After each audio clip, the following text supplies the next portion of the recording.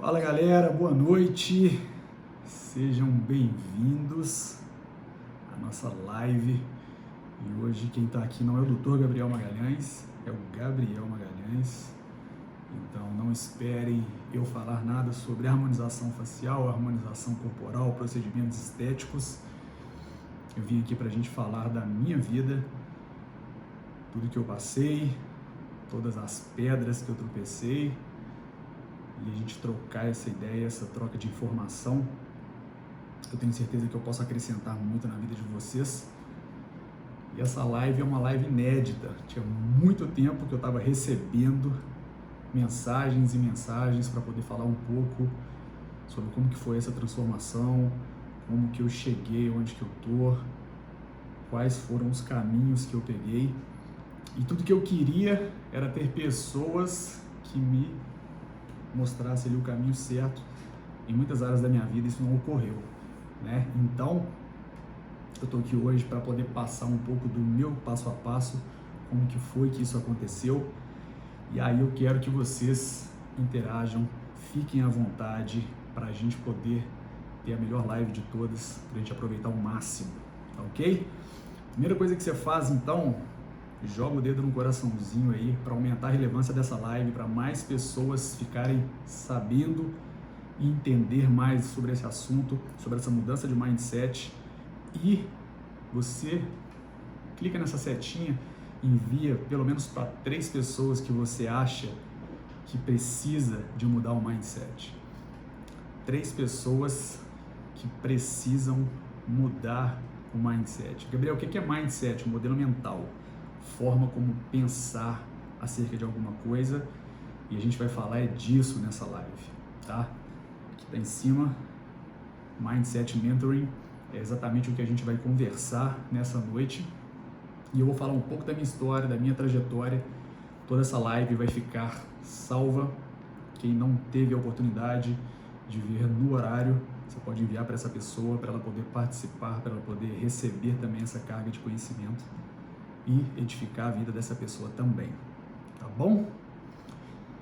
Todo mundo aí? Vamos que vamos então. Fiquem à vontade para interromperem a live e mandar suas perguntas o tempo todo, tá? Vamos lá. Pessoal, começando lá atrás, né? Na minha infância. Minha infância e adolescência ela foi toda na cidade de Oliveira. Meus pais são do interior, meu pai é de Oliveira, minha mãe de Santa Bárbara. A fusão foi em Belo Horizonte. Eu nasci aqui nessa cidade, que hoje eu resido. Mas a minha infância foi toda em Oliveira. Uma infância bem ativa e bem roliça, né? Comendo as guloseimas da tia. E eu lembro até hoje que era todos os dias à noite mingau de maisena para dormir. E aquele mingau de maisena que ela colocava uma xícara de açúcar, e ele era tão grosso, de tanta maisena, que a gente tinha que mastigar o mingau. E eu era apaixonado. Uma das coisas que começaram a surgir um pouco de gordura, pouco não, né? Bastante gordura na minha infância. Coisas que foram traumáticas e que fui resolver muitos anos depois. Mas graças ao macarrão de tubo da tia Sola e o mingau de maisena da Tita em Oliveira. Mas eu cresci em Oliveira com muitos amigos, conheço vários e vários até hoje, tenho um prazer imenso. Meu pai tem uma rocinha em Oliveira, então sempre quando eu vou eu tenho o prazer de encontrá-los novamente e a gente troca essa ideia e é muito bom revê-los. E a minha infância foi toda em Oliveira. E para começar, eu vou falar sobre um pouco de chaves que foram virando na minha vida ao longo da vida, né? Ao longo da minha vida, todas as chaves que foram virando. Quando eu tinha 10 anos de idade, aí sim é raiz. Exatamente, Shelby.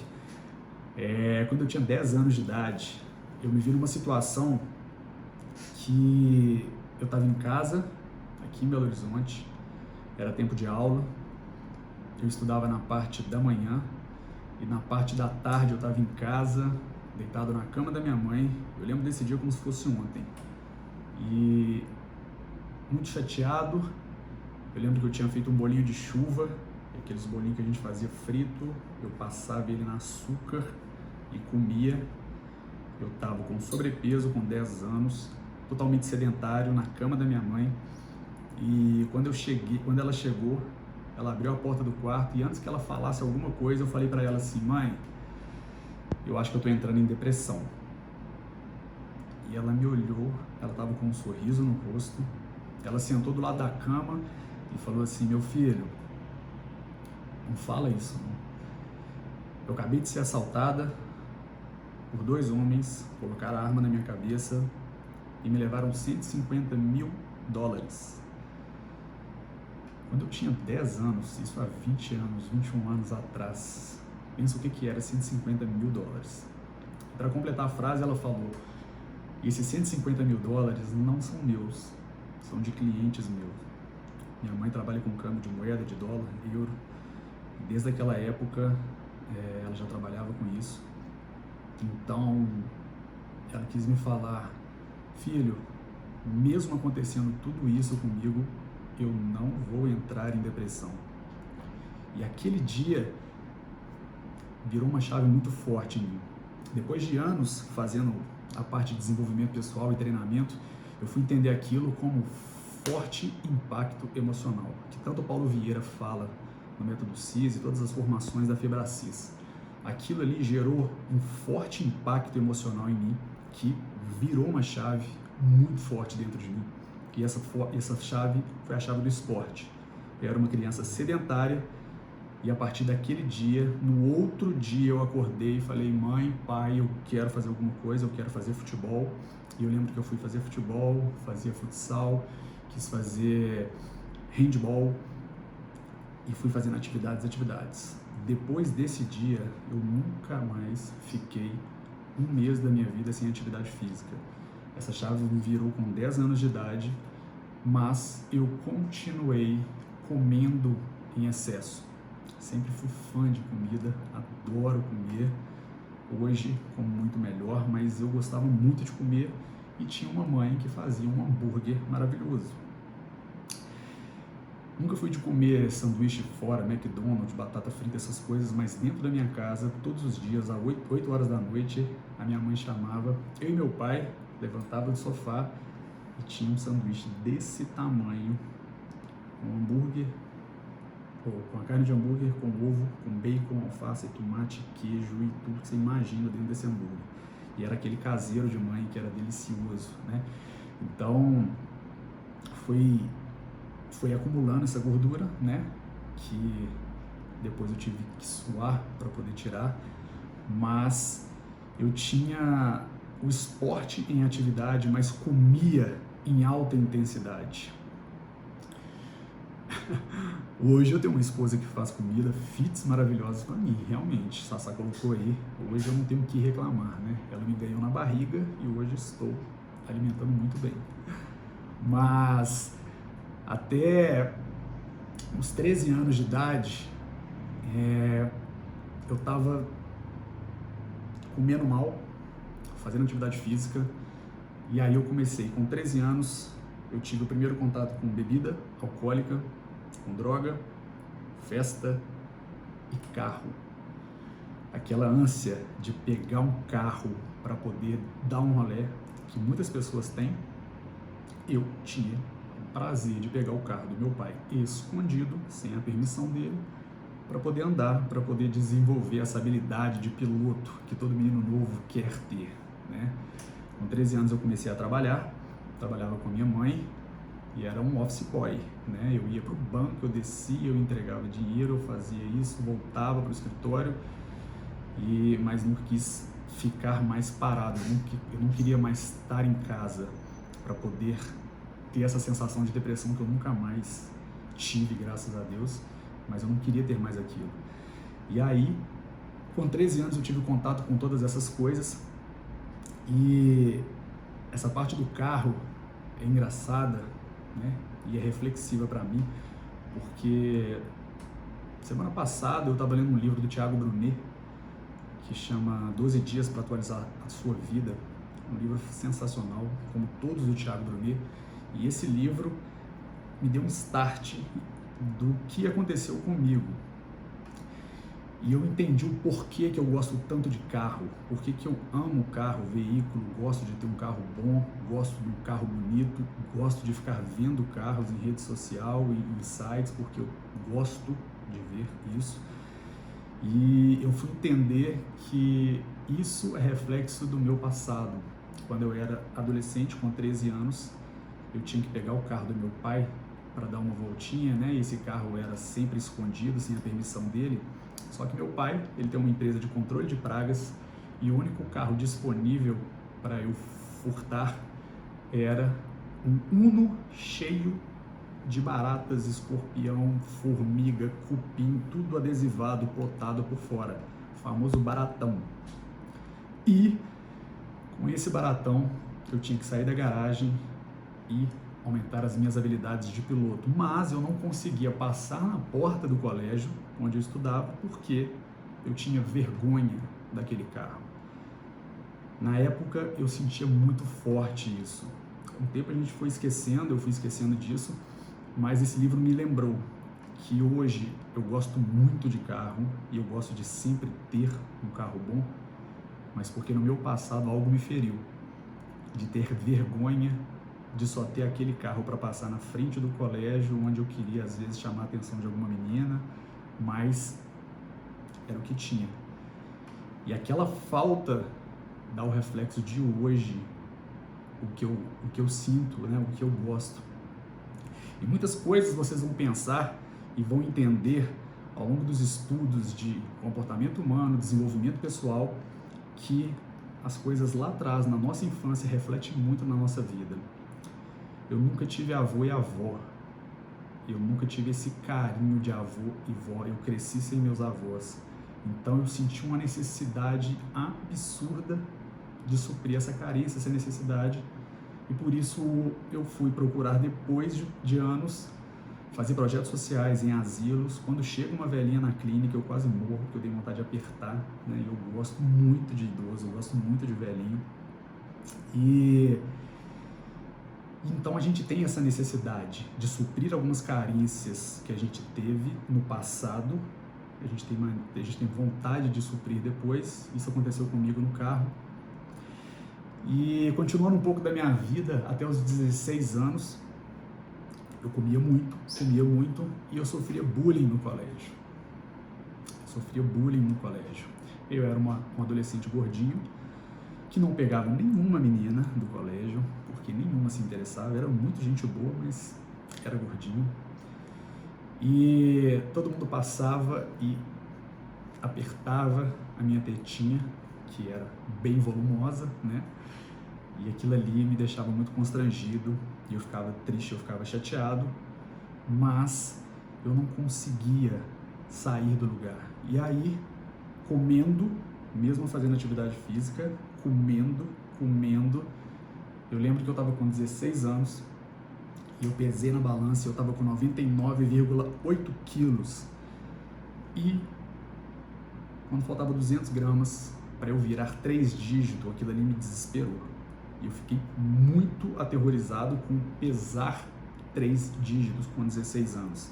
E aí eu virei mais uma chave, a chave do emagrecimento. E a todo custo eu queria emagrecer. E aí eu fui correr, treinar, usar Termapro, na época era Termapro, o termogênico que existia, apliquei Lipostabil, enfim, eu comecei a usar todas as coisas possíveis para poder ter esse emagrecimento, porque chegou ao ponto de ficar frustrado. Estava sofrendo bullying, não tinha sucesso com meninas, não conseguia sair do lugar por causa do meu peso, e isso começou a me atrapalhar muito. Então eu virei essa chave do emagrecimento e comecei muito essa parte de esporte. Eu comecei a correr, comecei a fazer corridas, e eu comecei com 5 quilômetros, comecei com 10 quilômetros, depois fazendo corrida das estações. Eu lembro até hoje que a gente tinha que completar uma mandala das 4 estações, e treinei para a minha primeira volta na Pampulha. A volta internacional da Pampulha, para quem não é aqui dessa cidade, é uma prova de 18 quilômetros, em volta da lagoa,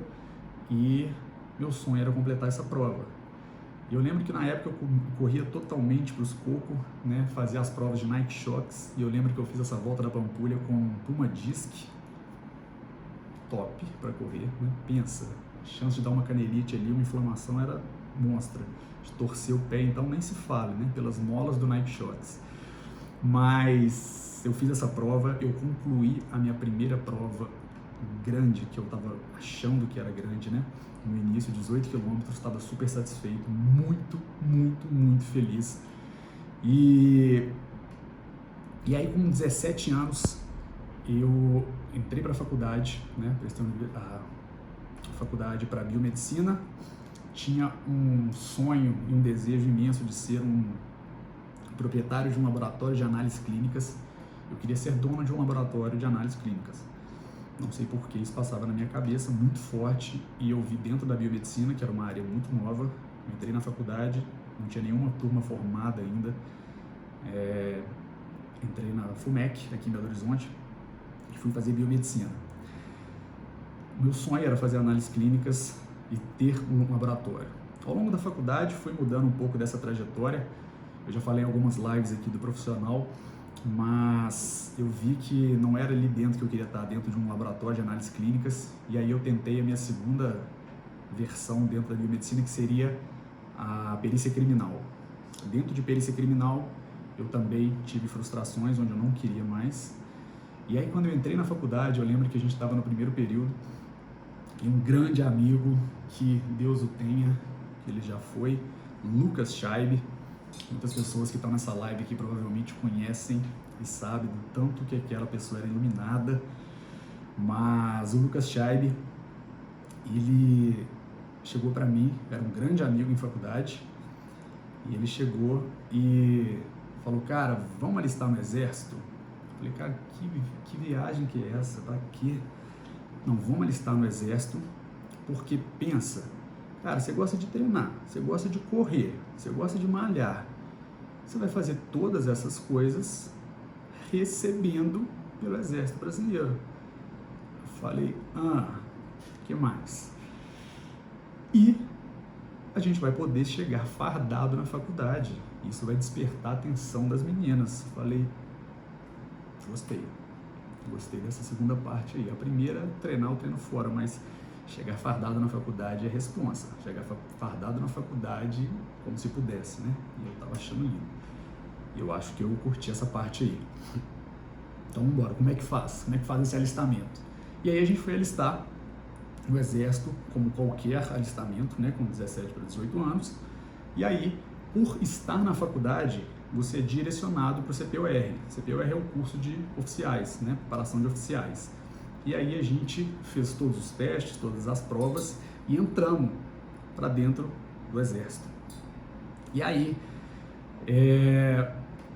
eu optei, na hora que eu entrei para a faculdade, muitas pessoas e muitos, né, quando a gente entramos eram 50 entraram, né, passaram na vaga, e ali no CPOR dividia assim, em tendência e infantaria. Tinha a opção de trancar a faculdade.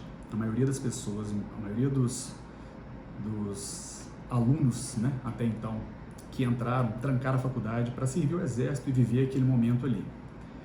Eu entrei no Exército para vestir farda e ir para a faculdade, então não poderia deixar de estudar. Era o que eu queria, era ir fardado para a faculdade. E eu falei: eu vou levar isso até onde der. E era Exército na parte da manhã, a parte da tarde, faculdade. Eu chegava em casa morto no outro dia, Exército, faculdade, e tirando serviço, e campo. E aí eu comecei a ter um desgaste muito grande, mas foi ali que eu vi pela primeira vez a palavra hierarquia e disciplina. Hierarquia faz muito sentido para mim hoje.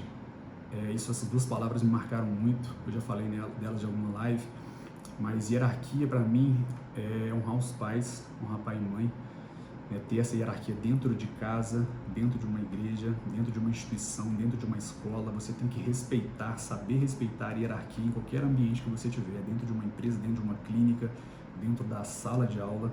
Existe uma pessoa que você tem que respeitar né? E a hierarquia pelo Pai maior, né? Por Deus.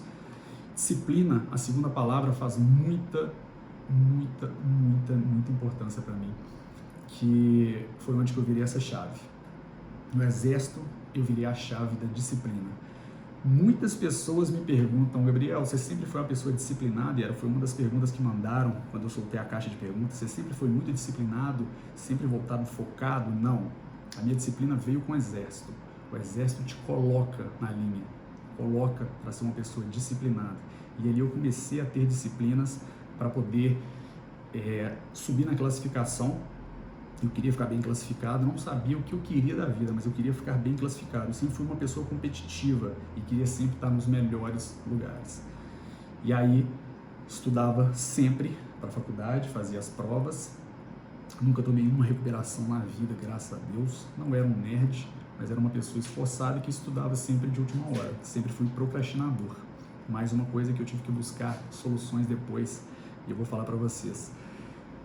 Mas sempre fui muito procrastinador de estudar na última hora, então muitas das provas que eu passava, às vezes eu decorava a matéria para poder fazer a prova e não entrava, aquilo ali não era absorvido. Acredito que seja problema de muitas pessoas aqui que estão vendo essa live. A gente fica com dificuldade de entendimento, de absorção de conhecimento, às vezes por carga imensa de conhecimento, e tende a decorar certas coisas. Só que não funciona, isso não é absorvido. Então, eu comecei a fazer a faculdade daquele jeito, o exército, e eu tinha que levar e tinha que sair bem nas duas. E aí, no final do ano, eu fui bem classificado, né? E aí, a gente espera para ser chamado para a vaga de oficial, para a vaga de tenente. Até então, você é aluno, você sai como aspirante. E aí, eu estava esperando para sair uma vaga de oficial. E eu lembro até hoje, eu lembro disso muito claramente na minha mente, que eu estava em Pompéu, na Abaeté, estava em Abaeté, num carnaval, dentro de uma piscina, no passeio da casa, cheirando loló, drogas. E eu recebi a informação que eu fui chamado para ser um oficial do exército. E aquilo ali eu falei, caramba, que responsa. É o que eu quero? Não sei, mas eu acho que eu quero. E aí, eu fui, aceitei isso, a gente entrou, eu fui para a vaga era em São João del Rei, e aí eu fui servir no 11 BI de montanha, São João del Rei, batalhão de montanha, especializado em montanha, um dos melhores batalhões do Brasil, Boina Cinza, onde eu tive o prazer de ser oficial, de ser tenente, comandante de pelotão de fuzileiros de montanha. E aí, quando eu cheguei nesse batalhão, eu tive uma experiência muito marcante na minha vida também. Eu cheguei muito autoritário, né? Eu sofri muito como aluno, tomei muitos traumas, tomei muitos trotes, assim como qualquer pessoa que passa na formação. Mas quando a gente tem a posição de oficial, de tenente, a gente vira, né? A gente fala que está do outro lado da prancheta. Eu falei, cara, é agora que eu quero descontar tudo que eu sofri. E eu cheguei muito autoritário, cheguei querendo mandar uma posição de oficial mesmo, sendo que eu estava acabando de chegar. E eu lembro que eu estava no rancho dos soldados, tirando serviço, e eu cheguei para estava conferindo o material de todo mundo, e eu cheguei, porra, soldado, que é isso?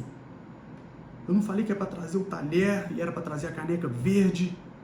Cadê o seu material? Nesse mesmo momento, o soldado, né, na verdade era um recruta que tinha acabado de entrar, ele tomou posição de sentido, falou, tenente, perdão, na minha casa não tem talher e não tem copo.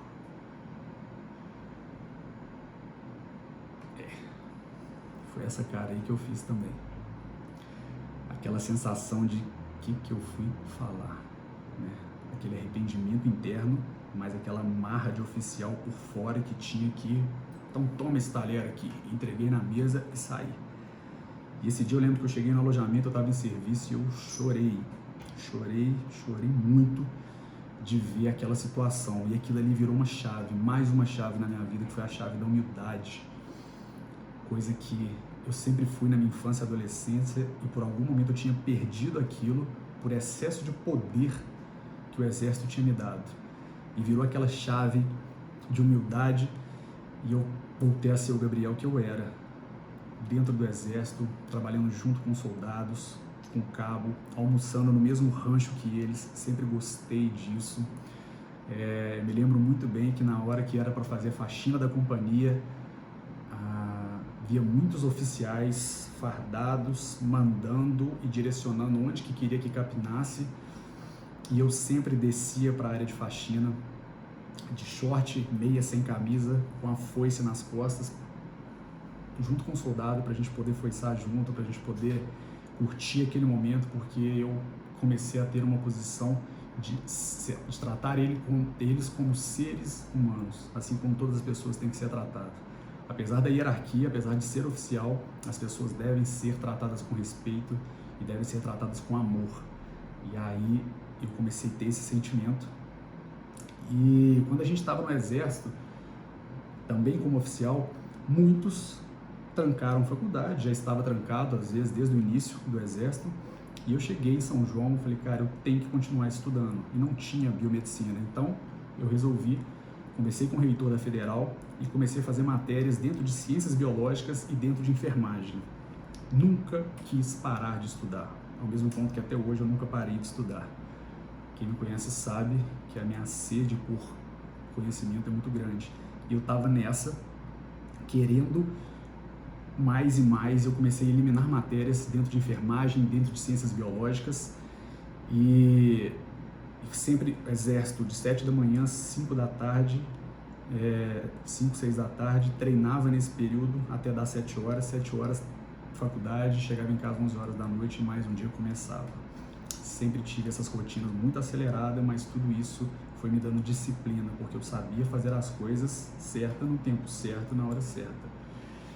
E comecei, fazia todas as matérias, faculdade, e desde que eu estava em São João del Rei, no primeiro soldo como oficial do Exército, primeira vez que eu vi dinheiro na minha frente, né, como oficial do Exército, eu pegava aquele soldo que era próximo de R$5.000, e R$5.000 naquela época também era muito dinheiro, e no dia que eu recebia, eu transferia 3.500 para minha mãe, para ela investir esse dinheiro. E aí foi que virou a chave para mim de investimento, mais uma chave. 3.500 era para ela e o resto eu me virava para pagar as minhas coisas, a minha casa, o meu aluguel em São João del Rei, as minhas viagens, gasolina, eu tinha que me virar com aquele dinheiro. Então sempre mantive um padrão de vida baixo para poder investir esse dinheiro. E aí eu fiz um roteirinhozinho aqui para não me perder, para dar tempo de falar tudo. No Exército, então em São João del Rei foi um tempo de aprendizado, um tempo onde eu vivi várias experiências, onde eu tive contato com muitas pessoas de vários lugares do Brasil, com várias culturas. Tinha um oficial que chegava de Roraima, de Rondônia, guerra na selva, no Amazonas, então a gente tinha esse encontro de culturas ali, eu aprendi muito com eles, foi um tempo maravilhoso, até o ponto que a vaga do batalhão ia ser cortada. Por algum erro na seção do batalhão, as vagas dos oficiais, no meu caso, ia ser cortadas, e aquilo ali me veio como um desespero. Eu estava gostando muito dessa área, estava me sentindo muito bem dentro de casa, como militar, como oficial, como tenente, e naquele momento eu me vi sem chão. Você vai sair do Exército, e eu não entendi o porquê, né? Busquei de várias formas conversar com o coronel, com o general, tentei contatos em todo lugar para poder ficar naquela vaga, mas nada adiantava. Hoje eu entendo que, assim como o Thiago Brunet fala nos livros dele, sobre zona de expulsão. Zona de expulsão é quando não depende de você, você é expulso de algum lugar e depois você vai entender que aquilo ali te levou para lugares muito mais altos. Na época eu não entendia por que estava saindo e eu vim questionando Deus. Eu lembro que no dia que eu saí do Exército, eu vim para Belo Horizonte em 2 horas de carro, com o rádio desligado, chorando e orando muito com Deus, mas tentando entender, Deus, por que está acontecendo isso comigo? Por que o Senhor está permitindo isso na minha vida? Na verdade, era a zona de expulsão. Ele estava me preparando para lugares muito maiores. E no momento que a gente está numa zona de expulsão, a gente não entende o que está acontecendo. Provavelmente você que está ouvindo essa live, você já passou por várias zonas de expulsão na sua vida que você não teve culpa, mas elas te tiraram de uma rota e graças a Deus te tirou dessa rota e você hoje alcançou lugares muito mais altos. Isso foi minha zona de expulsão, foi um ponto de ruptura, né? Quando a gente trata dentro de coach, dentro de PNL, foi o que me fez sair de uma rota militar, onde eu estava ali construindo uma rota militar e fui de volta jogado ao mundo paisano. E aí eu voltei para a faculdade e eu lembro até hoje que meu pai falou: Gabriel, você vai ser estagiário da empresa. E ele me colocou como estagiário da empresa. Você pega o seu carro, guarda ele, toma a chave desse carro aqui, que ele não tem direção, não tem ar, não tem nada, seu uniforme é esse, é a blusinha polo com a logo da empresa e você vai trabalhar assim como qualquer funcionário. E aí ele me colocou um salário de R$650 na época e eu aceitei, né, e coloquei, mas eu estava com aquele sangue militar. Eu estava querendo transformar aquela empresa. Eu vi um potencial absurdo de crescimento naquela empresa.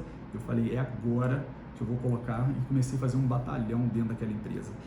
Colocar horário para tudo, organizar os processos, achando que aquela empresa era minha. Só que eu tive a certeza naquele momento que a empresa era do meu pai. E que ele é controlador, ele é centralizador, ele gosta das coisas dentro do braço dele. Ele nunca ia querer ver essa empresa decolando, porque é a essência dele, é a criação dele.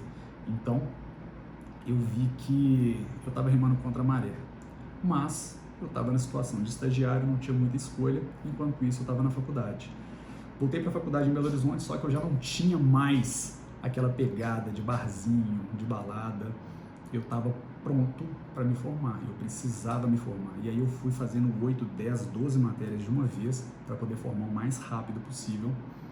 E quando eu estava no último período, surgiu do nada a biomedicina estética. Provavelmente você que está ouvindo, em algum momento da sua vida, você já ficou perdido, sem saber o que fazer. Eu fiquei dentro de biomedicina num momento assim. Eu queria análises clínicas. Ao longo da minha faculdade, eu vi que o laboratório, provavelmente o laboratório Magalhães, ia ser um laboratório que ia ser engolido pelos grandes laboratórios daqui da região, que é o Hermes Pardini, São Marcos, Geraldo Lustosa e Oswaldo Cruz. O laboratório Magalhães ia ser engolido. Então eu saí dessa e fui para a perícia criminal. Dentro do Exército eu tive a chance de conhecer a PIC, que é a Polícia de Investigação Criminal, que é dentro da Polícia do Exército, e mais uma vez eu me frustrei com a perícia, não era o que eu queria, não era o que eu sentia, essa vontade no coração de poder seguir. E aí eu entrei de cabeça quando surgiu essa área biomedicina estética. Aos 45 do segundo tempo, surgiu uma nova área, graças à nossa querida Ana Carolina Puga. Eu gosto de honrar as pessoas que passaram pela minha vida e que foram molas propulsoras, né? Eu falo que existem pessoas que são âncoras e pessoas que são molas, que elas vão te julgar e vão te impulsionar. Nesse momento que eu vi essa área abrindo em biomedicina, com medo eu fui falar com meu pai. Pai, acho que eu vou tentar essa área. Porque ele queria, logicamente, passar empresa para mim, né? Ser um herdeiro aí de empresas. Nada contra pessoas que herdam empresas dos pais, da família, mas nunca foi a minha vontade. Eu queria ter o meu negócio, eu queria crescer com a força dos meus braços. E quando surgiu essa ideia de biomedicina estética, ele foi e me apoiou 100%. Ele me apoiou 100% e eu lembro que eu fui para... a Carol tá aí online. Carol, beijo no coração. E aí eu fui para Porto Alegre fazer o curso da Ana Carolina Puga em estética e foi amor à primeira vista, né? Tanto a Carol quanto a área. Eu me apaixonei por essa área que eu falei, cara, é exatamente isso. Eu gosto de me cuidar, eu gosto de cuidar do meu corpo, eu gosto de me alimentar. Por que eu não posso fazer isso em outras pessoas? Por que eu não posso trabalhar com isso? E ali eu estava entendendo o meu propósito, realmente por que Deus tinha me feito essa zona de expulsão, por que Ele tinha me tirado da era militar ali e me trazido para a estética.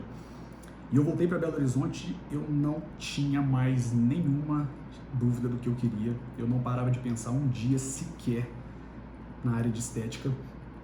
E no primeiro curso eu já trouxe vários produtos, enchi a mochila de toxina, de preenchedor, de enzimas, de ativos e trouxe tudo.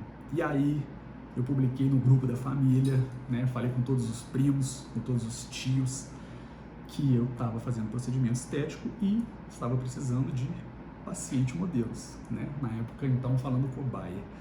E saía de mochilinha para poder fazer as visitas na casa da família e aplicava uma enzima ali, deixava outro roxo, aplicava um botox, deixava torto, aplicava um preenchimento e ficava mais para lá, mais para cá, mas eu estava praticando. Então, a primeira coisa que eu te falo, pratique tudo aquilo que você quer ser bom. Não se canse de praticar. Você só vai ser bom e diferenciado se de fato você treinar muito. Aumente a sua treinabilidade. E aí voltei, comecei a atender, né, dessa forma e eu comecei a me aprofundar nos livros de dermatologia. Comecei a ler muito conteúdo, sempre gostei. Estava no estágio de análises clínicas, mas lendo sobre a parte estética, dermatologia clínica, livros de cirurgia. Eu queria aprofundar em pele, em tecidos, entender estruturas, anatomia, para poder ir firme nessa área. E aí, quando eu entrei, quando eu formei, eu já comecei a atender logo em seguida, e era uma área nova, né? Então eu fui o primeiro biomédico registrado em Minas. E eu lembro até hoje que eu tive o contato com o Antônio Baltazar, pai de um grande amigo meu, presidente do América Futebol Clube, dono do Hospital Residência aqui em Belo Horizonte. E o Toninho chegou para mim e falou assim: Magalhães, eu vejo que você é um cara diferenciado, mas para você se diferenciar no mercado, ou você é o primeiro ou você é o melhor. Agora, se você for o primeiro e for o melhor, você vai ser imparável. E desde então foi o que eu tentei fazer ao longo da minha vida inteira. Fui o primeiro e sempre busquei ser o melhor em todas as coisas dentro da minha área, e por isso teve que fazer muitos cursos, me aprimorar muito, e continuo fazendo isso. Eu falo sempre para meus alunos que eu gosto de estar na posição de aluno pelo menos 3 vezes por ano. Sentado numa cadeira, aprendendo, dentro de um congresso, dentro de um curso, porque a gente precisa de muito conhecimento. E nunca é demais. E aí, já formado, eu comecei a atender em São João del Rei, na clínica da Mari, mais uma pessoa que eu honro e que eu sou grato. Comecei a atender em São João del Rei, mas eu via que São João del Rei é uma cidade interior e ali eu estava limitado. E eu não nasci para ser limitado. Eu nasci para ser ilimitado. Eu sabia o que eu queria. E eu falei, eu vou voltar para Belo Horizonte, que é a minha cidade, onde eu tenho um mercado absurdo para poder trabalhar. E aí, falei, eu vou para Belo Horizonte. Cheguei em BH e comecei a disparar e-mail para todas as clínicas de estética. Quero trabalhar, sou biomédico esteta. Pensa uma pessoa recebendo uma mensagem, um e-mail, biomédico esteta. Eu nunca ouvi essa palavra na vida. O que você é? Ah, eu trabalho com isso. Até então, somente a dermatologia trabalhava com isso, e a cirurgia plástica. Então, um biomédico trabalhando com essa parte de estética era muito novo. E eu tinha que mandar, olha, eu posso fazer isso, a minha resolução é essa, é isso. Então, eu mandava e-mail e não recebia nada de resposta. Até que eu pensei, cara, eu sou oficial do Exército, dou instrução para não sei quantos soldados, sargentos, oficiais, sei falar, sei me portar, sei vestir. E eu acho que eu vou bater de porta em porta, na cara dura, e vou oferecer o meu trabalho, oferecer o meu serviço. E aí eu bati em 10 clínicas. Durante uma semana eu bati em 10 clínicas, conversei com proprietários, expliquei, eu sou Gabriel Magalhães, trabalho com isso, a minha resolução é essa, entregava e tudo. E aí na outra semana, das 10 clínicas que eu fui, 8 me chamaram para trabalhar. Primeira coisa que eu te falo, pare de entregar o seu currículo por internet. Pare de mandar para e-mails que você não sabe nem quem está recebendo. Bata na porta, peça uma oportunidade, converse, cara a cara, a pessoa conhecer. Eu sempre falo isso nas lives e em curso. Obviamente que hoje, para fazer parte da equipe da Top Fit, você vai ter que passar por um curso meu. Eu vou te conhecer como aluno do meu curso, eu vou ver a sua destreza, vou ver o seu perfil comportamental e se encaixar no perfil da Top Fit, provavelmente você vai ser chamado. Mas se você quer qualquer oportunidade, dá cara, vai, mostre quem é você, você precisa, as pessoas precisam te conhecer, elas precisam saber quem é você. E aí, eu comecei, eu escolhi a clínica mais perto da minha casa, que era a Clínica Up, da Carla, mais uma pessoa que eu honro e respeito. A Carlinha abriu as portas da clínica dela para mim, onde eu comecei a trabalhar, e ela me deu uma salinha toda de madeira, uma casa, era um piso todo de madeira, um banheiro de madeira, você abria o guarda-roupa, entrava dentro de um banheiro, mas era a minha sala, e eu amava aquela sala. E comecei a atender um paciente por vez. Muitas pessoas perguntam: Gabriel, você já começou atendendo tanto paciente? Não, eu não tinha paciente, né? E eu lembro que eu marquei o primeiro paciente para quinta-feira, às 3 horas da tarde, mas todos os dias eu saía de casa às 8 da manhã, chegava na clínica, ia em casa almoçar, eu morava com meus pais. Eu lembro que eu falava: pai, hoje deixa eu correr que eu tenho um paciente. Não tinha nada para trabalhar, ficava lendo artigo, vendo Orkut, estudando e montando palestras que eu poderia chegar a dar um dia. Sim, eu já fazia palestras sem a menor chance de ser um palestrante naquela época, mas eu já sabia onde que eu queria chegar. E aí eu montava palestras, montava slides e esperava a quinta-feira que o paciente ia chegar. 3 horas da tarde era o paciente marcado, 2h30 liga desmarcando. Marcou para outra quinta-feira. E eu tive mais uma semana de trabalho, onde eu ia 8 da manhã e voltava 6 da tarde, só com folga de almoço, mas eu sempre estava presente, porque dentro da clínica eu recebia pacientes da Carla, recebia pacientes do Pilates, que iam lá me conhecer, as velhinhas iam lá me abraçar e eu conversava, mesmo sem vender nada, mas era o meu ambiente de trabalho, eu estava mostrando que eu queria trabalhar. Muitas pessoas ficam esperando o paciente cair na mão, né? Ficam esperando empresas de marketing marcarem para vocês e não estão no seu ambiente de trabalho, às vezes buscando relacionamento, network e as oportunidades, né? A gente precisa estar próximo das oportunidades para que aconteça a sorte, né? Tony Robbins mesmo fala isso, uma das suas frases que eu amo, e eu sempre postei isso. Então, eu comecei a atender a Carlinha hoje, que me cedeu as portas para eu entrar na Clínica Up, e hoje ela trabalha dentro da Top Fit. Ela é uma das nossas colaboradoras, é uma pessoa que eu amo e respeito, está aqui com a gente, um trabalho maravilhoso, mas eu tinha uma visão de empreendedor e ela não queria essa visão de empreendedor. Empreendedora, ela queria que só uma salinha. Gabriel, eu quero só a minha salinha. E aí a Clínica Up deixou de ser Clínica Up e virou Top Fit. E a Top Fit, então, foi tomando uma proporção muito, muito grande, né? Hoje nós somos 6 unidades, são 3 em Belo Horizonte. Eu tenho 3 unidades em Belo Horizonte, uma em 7 Lagoas, uma em Curitiba, uma em São Paulo, e o processo de expansão está só começando, tá?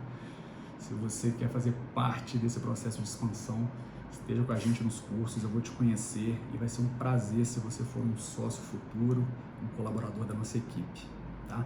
E aí a clínica Top Fit, ela foi se desenvolvendo, e eu sempre fui um profissional que gosta de proteger a minha chama. Eu sempre quis fazer o meu, eu nunca preocupei em olhar para o fogo do lado, para a chama do lado, muito menos querer apagar a chama do lado. Eu sempre protegi a minha. Então eu comecei a sofrer muitos ataques e perseguições da área médica, normal, não julgo ninguém. Até então só eles estavam no mercado e viram uma pessoa crescendo, surgindo do meio do nada, biomédico, como assim? E eu fui muito atingido por essa classe, tenho excelentes amigos, não tomei raiva de ninguém, não tive briga com ninguém, porque eu sempre recebi as pedradas e jogava no chão. Eu nunca revidei, eu nunca retruquei, sempre quis fazer o meu e continuei fazendo e faço até hoje. Todas as pessoas que me conhecem sabem que eu sou exatamente assim. Eu não sou de falar do trabalho do outro. E se um paciente chega para mim, eu fiz uma harmonização facial que eu odiei, eu falei, a primeira coisa que eu falo é: por favor, não me fale com quem que você fez. Eu não quero saber o nome desse profissional, porque eu não quero pré-julgar ninguém. esse é o meu jeito. Mas eu fui trabalhando, sofrendo esses ataques, mas sempre mantendo a minha conduta, o meu posicionamento dentro da estética e fui evoluindo. Até que eu comecei a dar aula, dei aula pelo Nepuga, e uma das minhas aulas eu conheci duas alunas, Fernanda Figueiredo e a Gabi. A Nanda e a Gabi me chamaram para dar um curso. Eu recebia mensagens o tempo inteiro para dar curso. Gabriel, você dá curso, você foi o pioneiro na área, você precisa de passar isso pra gente, você já trabalha com isso há mais tempo, por que não? Por que não? E eu ficava com aquela preguiça, irmão, nossa, organizar um curso, que trampo, prefiro ficar na clínica atendendo, é o que eu gosto, mas sempre com aquela vontade. Quando a Nanda me chamou, ela falou, Gabriel, vamos dar um curso, eu e a Gabi vamos organizar tudo, você só vai para dar aula. Eu falei, opa, Rio de Janeiro, prainha, 3 dias de curso, 1 de lazer, acho que eu vou. Nada, bora, confia nisso aí. E aí cheguei lá, curso todo organizado, apostila, lindo, lá na salinha de reunião do prédio dela, a clínica linda dela. Foi um curso assim maravilhoso. E eu voltei desse curso encantado. Eu voltei encantado, mas eu vi uma oportunidade de fazer o meu curso. Falei, cara, eu preciso de fazer isso. Sempre fui muito sincero com a Nanda, com a Gabi. Falei, Nanda, foi sensacional, mas o lucro repartido por 3, eu quero fazer um faturamento um pouco maior em curso, eu não quero ter esse deslocamento do Rio, eu vou dar os cursos em Belo Horizonte, vocês continuam aí. Tudo muito acertado, comecei os meus treinamentos e desde então os cursos têm crescido cada vez mais e a gente tem alcançado aí muito destaque no cenário nacional mesmo de cursos. Hoje a gente tem vários cursos de harmonização facial, harmonização corporal, Experience Day, HFA Brasil, HFA Boston e Harvard, cursos internacionais. Então, os cursos foram crescendo muito e aí eu comecei a querer ser um pouco mais. Eu sempre quis mais, aquela sede. Eu falei, cara, a minha técnica está muito boa, mas o profissional ele precisa de ser muito mais do que técnico. Ele precisa de ter mindset. E você precisa de lapidar isso.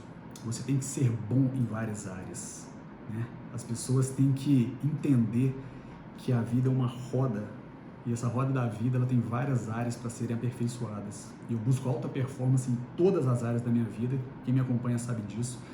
Então eu quis ir atrás de desenvolvimento humano. Comecei a ler muitos livros. Para vocês que pedem sempre opções de livros para ler, nos meus destaques, nos stories, tem todos os livros que eu recomendo. Eu já li muito mais do que aquilo, mas de fato eu recomendo são aqueles. Estou sempre lendo e vou sempre postar para vocês. Hoje não mais na frequência que eu li, aquela máquina de ler livros, mas continuo lendo e vou continuar postando para vocês. Comecei a pôr livros e ensinamentos e comecei a buscar muito em PNL, em coaching, a ler muito vídeo, conteúdo digital, mentorias online. Eu comecei a me aprofundar nisso e falei, cara, é isso que eu quero me aprofundar mais nisso. Fiz a minha formação em coaching pela IBC, depois eu fiz o BEC, que é o Business Executive Coach, me especializei, agora estou indo para o meu Master Coach, finalizar a formação pela IBC.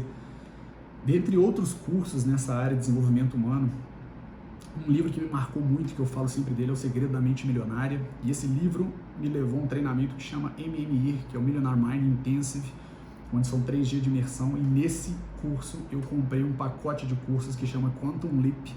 Eu fiz todos os cursos do T. Harv Eker, e cursos de finanças, cursos de marketing, cursos de business, cursos de treinador, enfim, vários cursos, me aperfeiçoando mais e mais.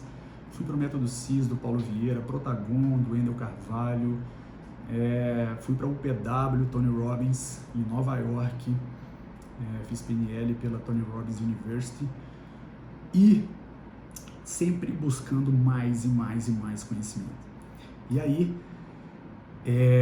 essa parte faz muito sentido e me desenvolveu muito. E por isso eu quis falar dessa mudança de mindset para vocês entenderem que essa mudança de mindset ela veio muito com o coach, ela veio muito com essa parte, essa pegada de PNL, de desenvolvimento humano. E eu acho que sempre a gente tem que estar em imersão. 3 dias, um final de semana que você emerge nessa área, que realmente mexe com suas crenças, com com sua intenção, com coisas que estão lá no passado e que você consegue fazer uma regressão e voltar aquilo, entender as coisas que acontecem na sua vida, né? E aí eu estava aprimorando todas as áreas da minha vida, sempre tive uma conectividade muito grande com Deus, mas até então eu era um católico morno, assim como a maioria das pessoas que se acham mornos. Eu estava numa situação que eu entrava numa missa e Cordeiro de Deus, tirai esse pecado do mundo, dai-nos a paz. Cordeiro de Deus, tirai esse pecado do mundo. E aquela decoreba não entrava, eu não sentia aquela presença. E aí eu, de fato, tive o prazer de entrar dentro de uma célula onde eu recebi um louvor que eu fiquei apaixonado. Eu lembro até hoje Thiago Loyola tocando esse louvor na célula do Maradona. E na outra semana me deu uma vontade inimaginável, uma vontade de entrar dentro de uma igreja, um culto evangélico. E eu pisei nessa igreja, e eu lembro que na hora que eu pisei nessa igreja, o pastor falou: eu quero que vocês se sintam como soldados de Deus. E à mesma hora eu já arrepiei e falei: opa, soldado tá falando alguma coisa comigo. E eu entrei no banco, o pastor pediu: fechem os olhos, deem as mãos, e eu quero que vocês comecem a marchar para o reino de Deus. E naquele ato profético, todo mundo balançando e os pés, e eu sentindo a presença do Espírito Santo. Foi a primeira vez que eu senti essa presença. E desde então eu falei: cara, é isso que eu quero sentir todas as vezes da minha vida. Recebi o convite para ir na igreja Boas Novas, recebi o convite da Sassá, que hoje é minha esposa, até então era uma paciente minha, e na hora que eu pisei na Boas Novas, eu senti a mesma sensação e tive uma conexão muito forte com o meu pastor, que é o pastor Pedro Daniel. A minha empatia com ele foi 100%, porque é uma pessoa da minha idade, 30 anos, ex-drogado, ex-jogador de futebol, muito, muito novo, com um testemunho absurdo, e eu me identifiquei muito com ele, com a forma como que ele se comunica, o jeito que ele se veste, e é meu pastor até hoje, que celebrou meu casamento e que eu sou apaixonado por ele. Mas desde então eu entrei na Boas Novas e fui edificado. Batismo, imersões, encontro com Deus, até ter o meu chamado para missões, né? Onde eu coloco como, acima de tudo, eu sou cristão e missionário, né? Eu sou um enviado de Deus para que possa mais pessoas conhecer a palavra dele. Sou grato a tudo que Deus fez na minha vida e tem feito. Eu tenho certeza que Ele conhece meu coração e tem me levantado para lugares muito mais altos que eu nunca imaginei, porque Ele sabe que eu vou falar dele aonde que eu estiver. Mais pessoas saberão do nome dele, mais pessoas conhecerão o teu evangelho, e eu sou um embaixador do reino. Hoje eu me coloco nessa posição, então Deus tem transformado a minha vida. E foi num momento de missões, onde eu, com muitas crenças, eu pedi para Deus: Deus, coloca no meu coração a vontade de ter uma família, de ter um casamento. Coloca em mim essa vontade, porque eu já não tenho mais. E dentro de uma missão no Acre, eu lembro que a gente estava em Jordão, a gente organizou um casamento para 40 casais, casamos o prefeito, o vice-prefeito da cidade. Foi uma coisa maravilhosa, mas naquele momento eu não sabia, mas Deus estava colocando dentro de mim o sentimento de família. Família é o primeiro e o mais importante ministério de Deus. E aquele momento eu estava na missão com a Sassá, teve chamado de missões junto comigo, mas Deus estava plantando aquela sementinha que logo em seguida, na próxima missão em Quijingue, no sertão da Bahia, mais um casamento comunitário, e ali Deus edificou de fato. Ele colocou e regou aquela semente que ele tinha plantado, e começou a florescer e começou a dar fruto. Eu tive a vontade de ter uma família, a vontade de ter um relacionamento, e foi construindo, e foi tijolo por tijolo, foi um sentimento construído. Eu falo que o meu relacionamento com a Sassá foi algo construído, não foi aquela paixão que veio e a gente se apaixonou e tudo. Não, pelo contrário, era uma paciente que eu não tinha o menor sentimento por ela, mas foi algo construído ao longo de anos e anos, e hoje eu a respeito e amo muito. E nós nos casamos agora, no meio da pandemia. Então Deus tem o poder de transformar muitas pessoas, né? Se Ele me transformou, você não tem ideia como que eu era. Às vezes muitas pessoas que estão aqui na live me conhecem desde o meu passado, sabem exatamente tudo, onde que eu já pisei, o que eu já fiz, o que eu já usei, mas Deus tem transformado. A partir do momento que você se declara como filho e que você entrega a sua vida para Ele, o Espírito Santo tem liberdade para agir. O Espírito Santo tem liberdade para agir naquilo que você está pronto para fazer. Deus tem propósito na nossa vida. Hoje eu entendo que o meu propósito é incentivar, multiplicar, ajudar o máximo de pessoas possíveis. É o que eu tenho feito. Sempre quando me perguntam em relação a dinheiro, a faturamento, eu penso que quanto mais eu puder ganhar, mais pessoas eu vou poder ajudar. É o meu propósito de fato, né? Eu não consigo me ver mais sem fazer pelo próximo, mas sempre ligando a obras com fé. Porque a obra sem fé é morta, da mesma forma que a fé sem obra é morta. Então hoje eu honro Deus acima de tudo, por tudo que Ele tem feito, mas foi o que realmente me deu essa alavancada na minha vida, foi quando eu entreguei minha vida nas mãos de Deus, de fato, tá? Tudo isso tem acontecido e vocês têm acompanhado todo esse crescimento, que não vai parar, né? Porque o meu propósito é esse, e eu vou fazer mais e mais, eu vou continuar me especializando. Dentro da estética, me especializei em nutrição clínica, esportiva, anti-aging, ortomolecular. Não paro de fazer formações em desenvolvimento humano, em coaching, em PNL. Estou fazendo meu doutorado na Argentina. Então são muitas coisas que eu não posso parar, né? Tem muita coisa para ser feita e muita vida para ser impactada ainda de várias formas. E por isso eu fiz para vocês um e-book que eu estou lançando agora, depois dessa live, para todo mundo que está aqui, já fica em primeira mão. Eu fiz um e-book de uma transformação que está vindo aí para frente, de vários outros produtos, mas eu vou começar esse gatilho agora com esse e-book que eu estou lançando. E esse e-book são os 11 passos para a mudança do mindset.